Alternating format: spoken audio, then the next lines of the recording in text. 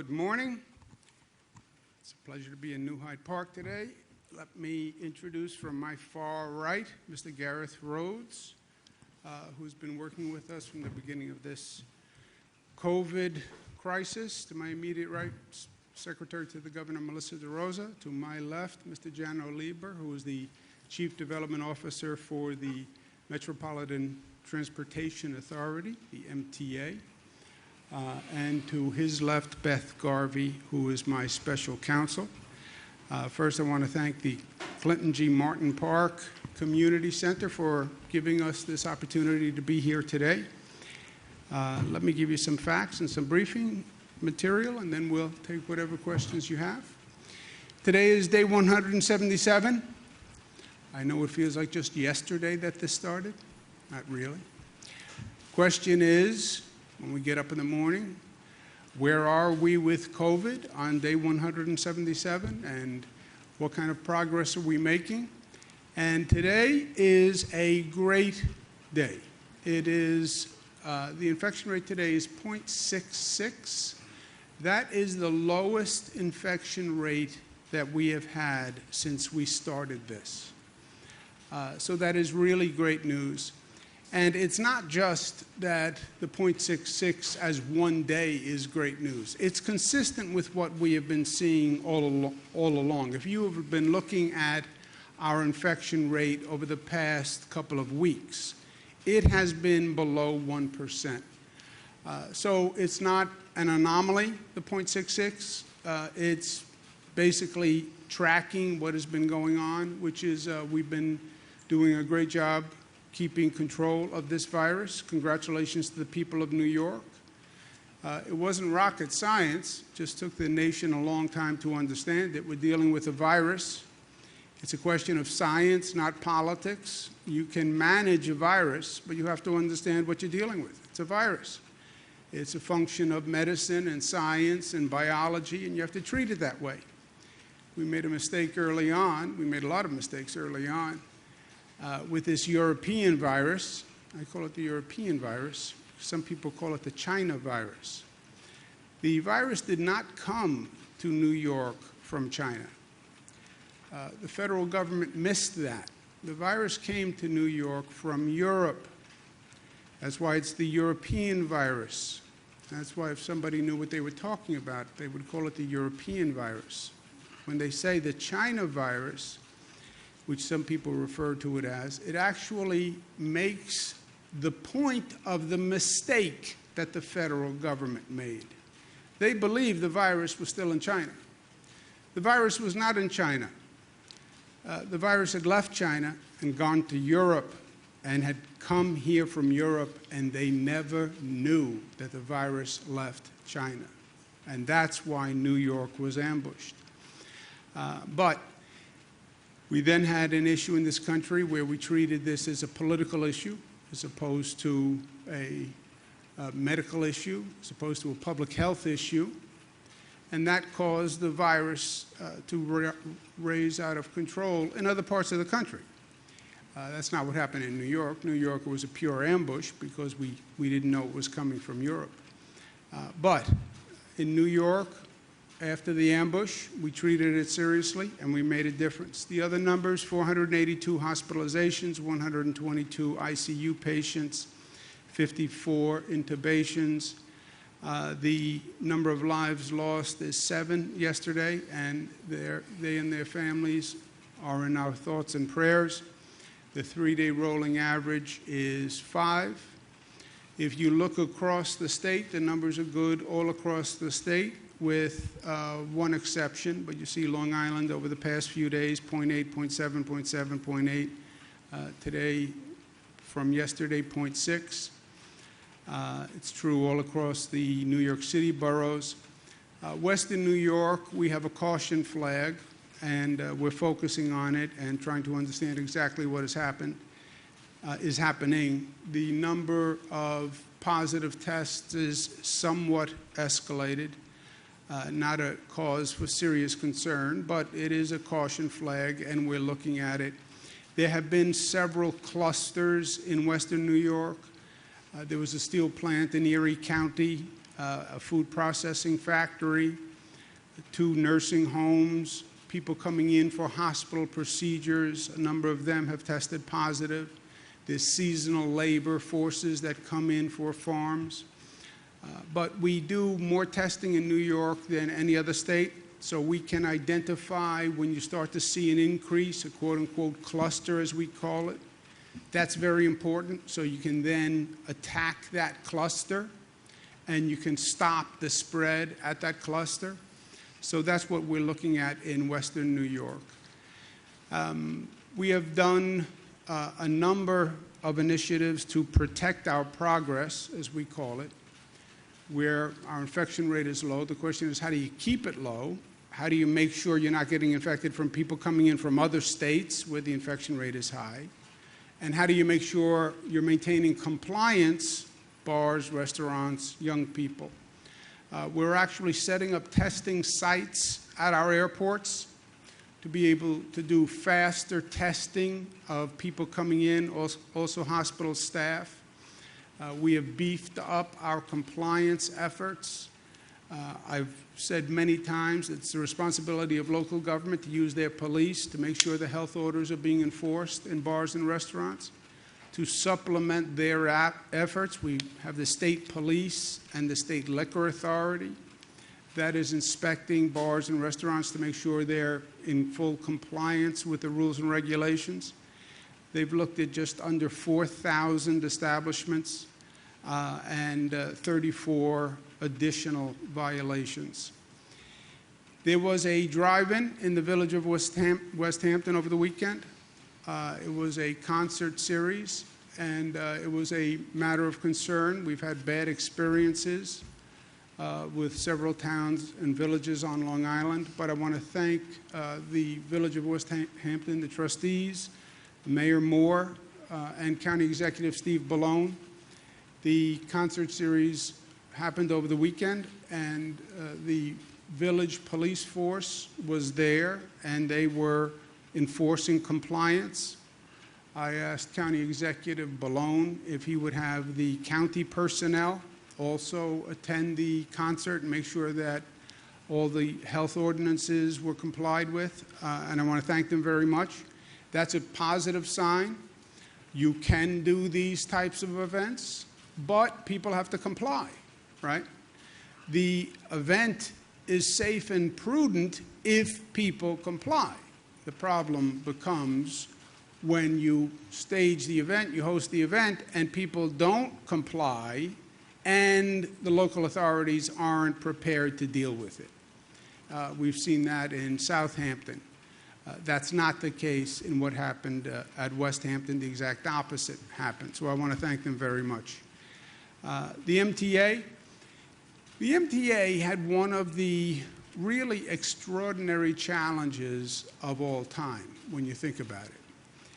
The MTA had to continue their service all through COVID because the MTA was the way that the essential workers get to work.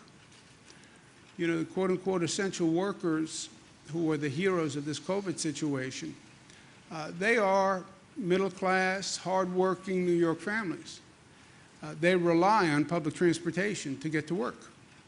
So we had to keep the subways, the Long Island Railroad, Metro North running all through COVID, all through the toughest times of COVID. And they did that, the MTA. We then had to find a way to disinfect the trains. I mean, just think of that concept for a second. Disinfect the trains. We've been fighting for decades to get trains clean, right? And train stations clean and subway stations clean. Clean of refuse, clean of garbage, etc. Nobody ever talked about disinfecting an entire public transit system. Nobody ever talked about disinfecting a transit system in the middle of a COVID crisis. But they did that. Phil Lang is here from the Long Island Railroad, and God bless what they did, because it was really extraordinary, and buses, trains, disinfected. So thank you very much, Phil, for everything.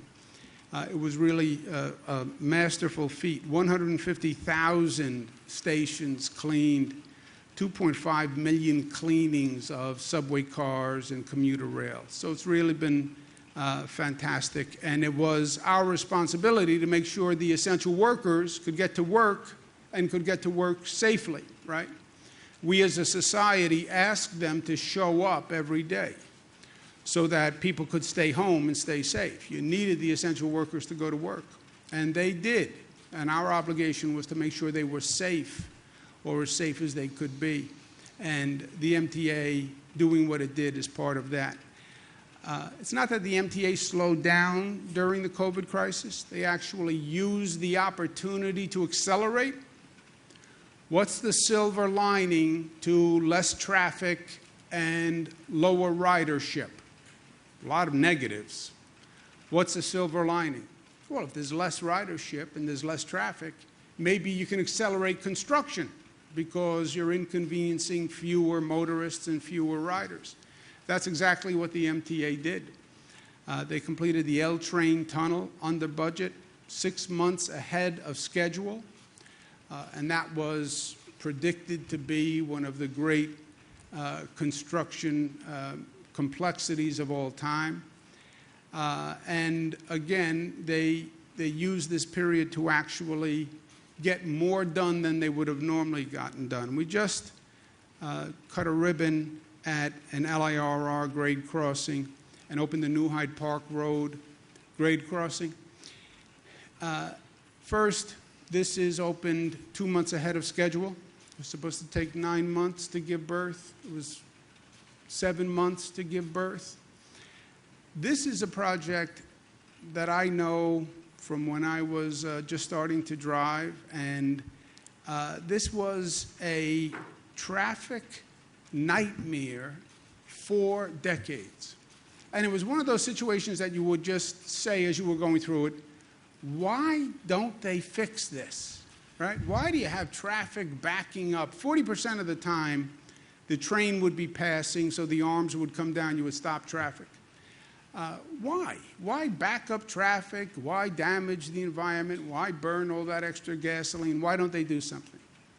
Well, they were right, and of course, it's always easier said than done, but Jano Lieber, Mark Roche, and his group pulled it off. They got it done fast. They got it done on budget, which normally just being on time and on budget is a great success for government. To have a government project come in early, that's like unheard of, right? Sounds like the beginning of a bad joke. But they did it, and it was a pleasure for me to see. This is a picture of what it was like before, like so many other grade crossings. And this is it afterwards. So well done again to Jano and his whole team. This project is part of a larger project that's called the Third Track Project, which is a multi-billion-dollar project that's going to make a significant difference for the Long Island Railroad. And this is the latest milestone. The third track overall is about 10 miles. It'll be finished in 2022. We're at the halfway point, and the project is on time and it's on budget. So again, I want to thank the MTA because they're doing their part and then some. We just, on Long Island, went through the response to the most recent tropical storm. The response by the utility company was unacceptable. And it's even worse because this is not the first time we've had a storm. Storms have become more and more the norm, right? Because of Long Island's geographic location, New York City's geographic location, they're subject to storms. It's unacceptable that the utility companies continue to have such problems during the storm and in the aftermath. We know these storms are going to happen. We know that in the middle of the storm, power is going to go out for consumers. We know the consumers are going to want to know when their power comes back on just so they can plan and they can live their lives. we know that trees are going to fall and branches are going to fall and wires are going to come down. Why is it every time there's a storm, the utility companies are so slow in their response? Why? We pay for the utility companies to provide a service. They're not doing us a favor. This is what we pay for. And we don't pay just to have the utility companies function on a nice day. The essence of what we pay for is be ready for a storm, be able to handle the storm, give me information when my power goes out, and get my power on quickly. That is what we are paying the utility companies for. And the way the utility company works is they get a license from the state, franchise agreement. They then get paid by the ratepayers and get a profit on top of their cost. I believe some of these utility companies have now have the attitude of too big to fail.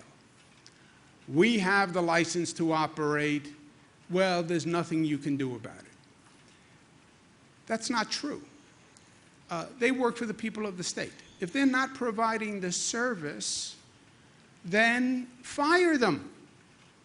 We pay for that service. If they're not providing the service, then find someone else to provide the service. The laws right now in the state of New York, I believe, are too protective of the utility companies. And that has to change. Right now, there's a legal limit on what you can penalize a utility company afterwards. And the current law says the penalty can be $100,000 or 0.02%, 0.02 of 1% of the gross operating revenues. That's the legal limit of what they can be penalized. If that's the limit compared to the money they're making, this is de minimis. They're just paying penalties basically as a cost of doing business. I'll give you a silly analogy. There's a delivery company that operates in the state that operates many trucks all across the state. The delivery trucks routinely park where they're not supposed to park. And they get parking tickets. But they keep doing it. The delivery company just pays the parking tickets as a cost of doing business. They'll pay the $20, $30 for the parking ticket as a cost of doing business. We've gotten to a point with these utility companies where they basically say, okay, penalize me. The penalty is going to be relatively de minimis compared to the overall cost of doing business. I'll pay the penalty. We have to change the law, change the amount of the penalties so the penalty is actually a penalty. Look at the word, penalty. It has to be a penalty that will change your behavior because it is significant. Saying $100,000 per incident to these companies is not significant. Their cost of repair, their cost of the modification is much more than they would pay in a penalty. That has to change. Second, we have to have a faster process of revoking their franchise. They have to know that they can lose their operating certificate, and it's not going to take years to do, and we're not going to wind up in the courts. We can do it, and we can do it quickly. And there has to be a mandatory communication system that operates during a storm. People are reasonable. Yes, there was a storm, my power went out. I got it. I need to know when it comes back. I have children in the house. I need to know if I should stay in my house. if I should leave, if it's 1 day, 2 hours, 1 week, I need that information. And they have to provide that information. This is going to require a change to the law. I've heard many legislators about how they're upset. If you're upset, do something about it. Change the law. That's what we need you to do. Take the upset, take the emotion, and make change. Pass a new law and do it right away. September, schools are back and working through that issue. Question of youth sports has come up.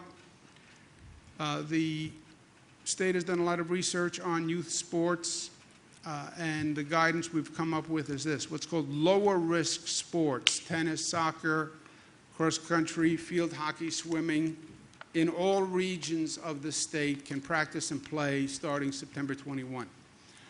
So schools will be coming back. There'll be a little bit of a period to gauge what's happening, and September 21, they can start to practice and play all across the state.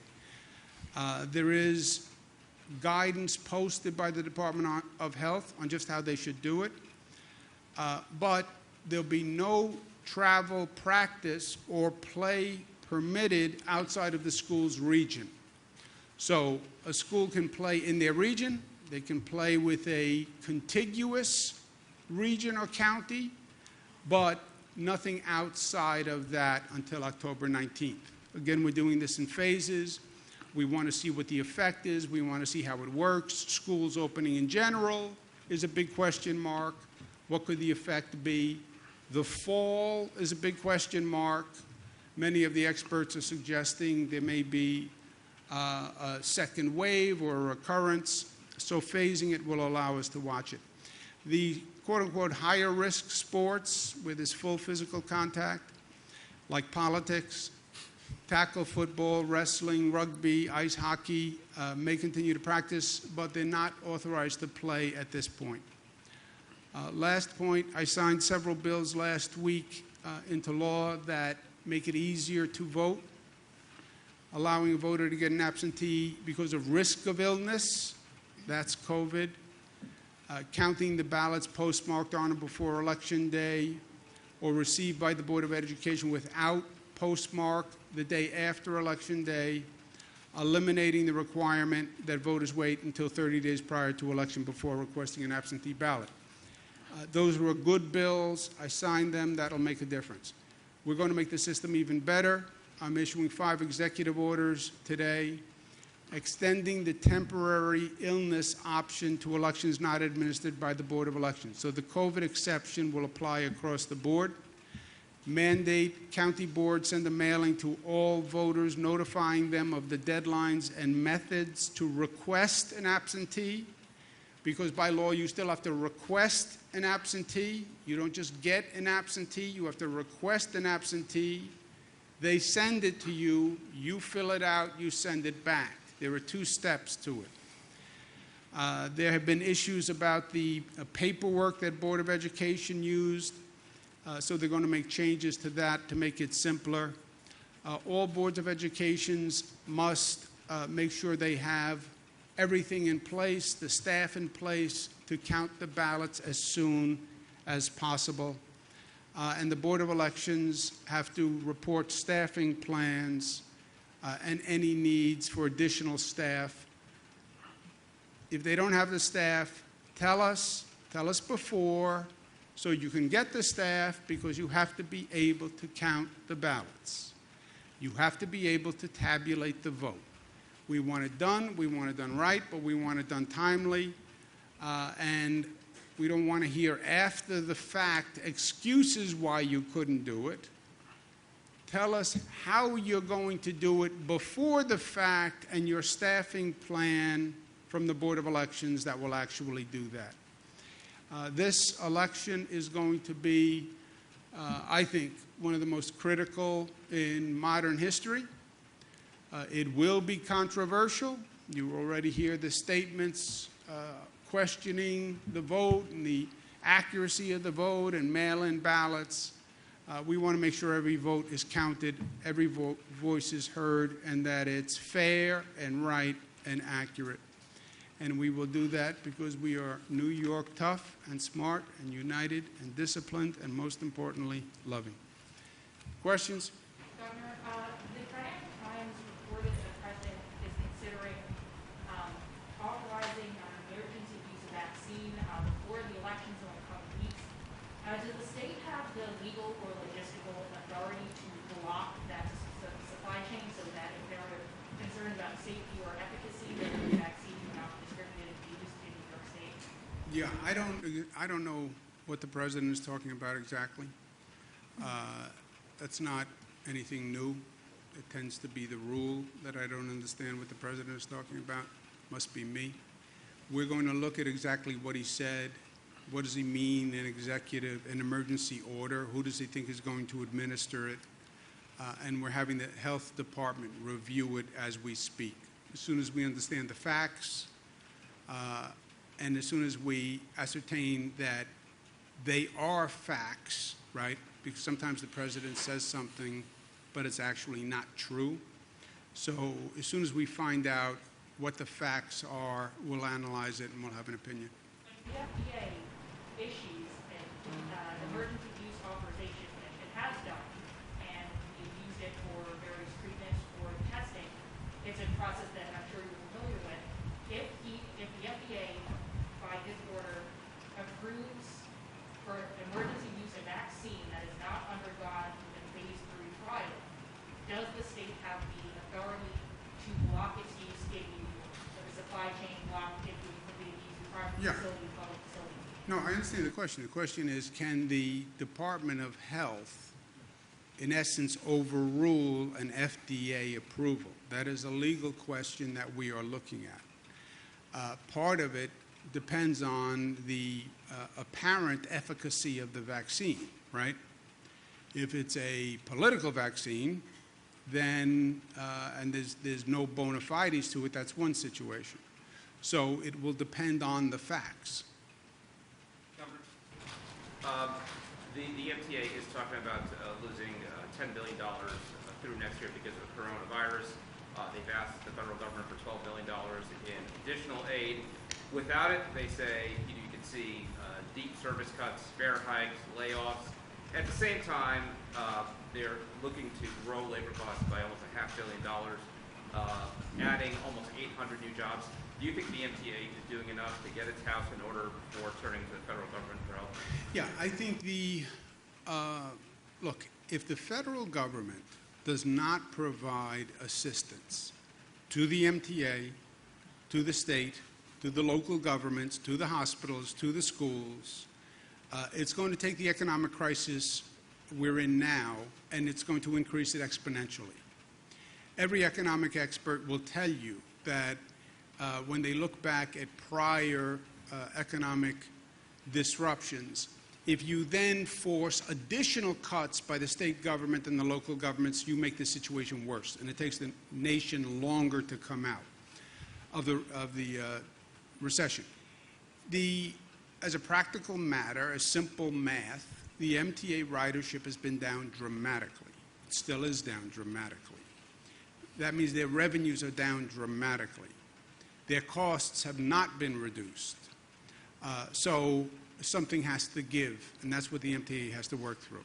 I am confident that the MTA, like the schools, like the hospitals, like state governments, like Nassau County, like Suffolk County, if there is no federal aid, they're going to have to take a very sharp pencil to their books, and they're going to have to find savings wherever they can. I'll ask Jano if he wants to add anything to that. One other point, though. The federal government, New York, is in a different position than almost any other state, certainly any other state outside of the Northeast. The COVID problem in New York was a direct result of the negligence of the federal government. If this was a private situation, the state could sue the federal government for negligence, gross negligence. The federal government is responsible for public health and international monitoring of public health. CDC, Centers for Disease Control, NIH, Department of Homeland Security, their job is to track global pandemics like MERS, like SARS, like swine flu, like H1N1, like Ebola. That's what they do. State government doesn't do that. Their responsibility is public health, Homeland Security, track diseases around the world and make sure you know where they are and make sure you know if they're coming here. That's the federal job. You know what they did? They failed. They failed. You know how you know that? They admitted it. They admitted it. They said, China virus. The virus came from China. The virus was in China in December. They don't take action until March. What did you think was going to happen between December and March? You think the virus was going to sit there in China and wait for you? December, January, February, March? No. I mean, it defies common sense. The virus got on a plane. And it went to Europe. And the federal government, hear no evil, see no evil, speak no evil, knew nothing. And it went to Europe in January and February, and then it got on a plane, and it came to New York. You know where the European flights come? They come to New York. They come to JFK. They come to Newark. And it was coming for weeks and months, and they never knew. That's where the explosion came from. And when I say they admit it, go pull the quote from CDC Dr. Redfield. Go pull the statement, the testimony from Dr. Fauci, who say, yes, we thought it was coming from China. It was coming from Europe, and everybody was still looking at China. They have admitted that. And that's how we had the explosion. Why? Because it had been coming for weeks and months, due to federal negligence. Now, the other states can't make that argument, because once it happened in New York, now they're on notice, right? It's in America, big time. Not just a couple of cases in Seattle, a little bit on the West Coast, flights from China, from the Wuhan province. No, it's in New York. It's here. It's here big time. They had notice. We had no notice. We were ambushed because the federal government failed in its job. Failed in its job. Now, you cost New Yorkers lives, and you cost New Yorkers billions of dollars. And now, to add insult to injury, you want to say you're not going to provide federal funds to help alleviate the damage that you caused? That's going to be their position? It's reprehensible. Let those Congress people produce no federal funds and then come home to New York and run for re-election in November, and let's see what happens.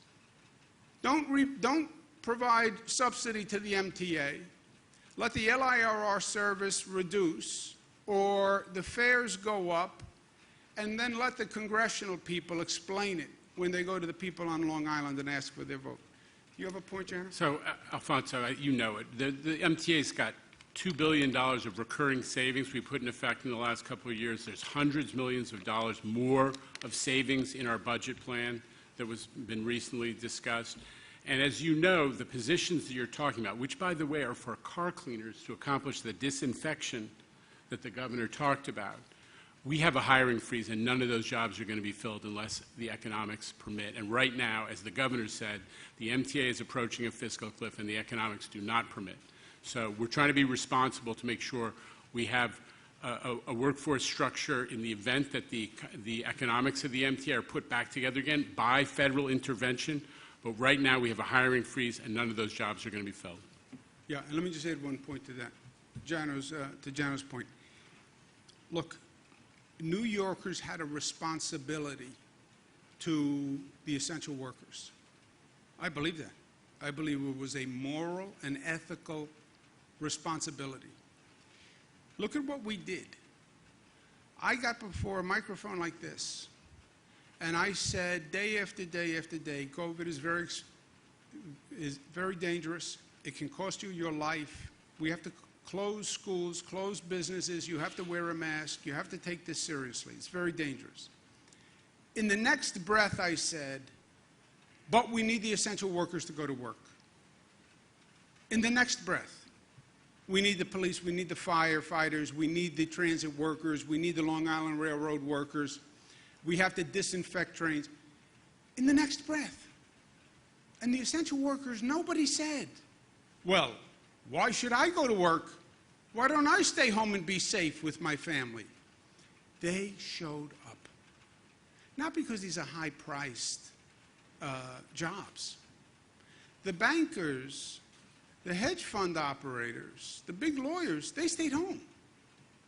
These were the working families of New York, and they stepped up for us.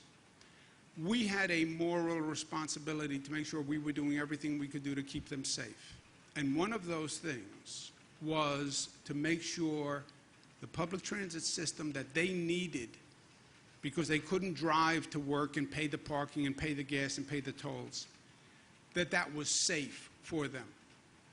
So did the MTA have to pay to disinfect the trains? Yes. And I'm proud that they did. And I wouldn't have had it any other way. Because if you're going to ask essential workers, please put your life at risk, put your family's life at risk, that you could bring home the virus, to keep other New Yorkers safe, we have a moral responsibility to make sure we were doing everything we could to keep them safe. On the table, the MTA has said is fare hikes above what was already planned. They have this 2-year cycle where every 2 years they raise fares by 4%. The chairman of the MTA first said there will be no pandemic-related fare increases. Now they're saying they are considering them. There are folks that say that should be the last thing on the table because right now you need to grow ridership, and increasing fares will actually push some people away. Any thoughts on whether that should be on the table or not? Look, I don't know what's on the table, what's off the table. I think it's all premature. The table is set by the federal government. The federal government should provide federal relief to the MTA. You shouldn't get to a situation where after everything that happened, after everything the federal government did to us, they're now going to say, we're going to starve the MTA and starve the state and starve the hospitals and starve the schools. By the way, the federal negligence that caused COVID isn't a long series of negative federal actions, right? This is after they passed the SALT tax reform that raised taxes of New Yorkers, raised property taxes. Since I've been governor, taxes for every New Yorker have been lower than ever. Since I've been governor. First cap on property tax increases. You know who raised your taxes? Donald Trump in Washington with SALT. Then they won't fund the air train from LaGuardia. Then they won't fund the 2nd Avenue subway in Manhattan. Then they won't approve congestion pricing. Everything they have done has been negative to New York. Let's take one more. Young lady. A follow-up on the youth sports. What constitutes a region for those sports? The regions are the regions are the regions as determined in the Bible. And if not in the Bible, then in the initial phased reopening plan. So Long Island's not really in the Bible. That was just my dry sense of humor that no one appreciates. Except my mother. My mother does appreciate my sense of humor. The region is Long Island, Nassau and Suffolk, New York City. They are the regions that we've used for the phased reopening. Thank you all very much. Thank you.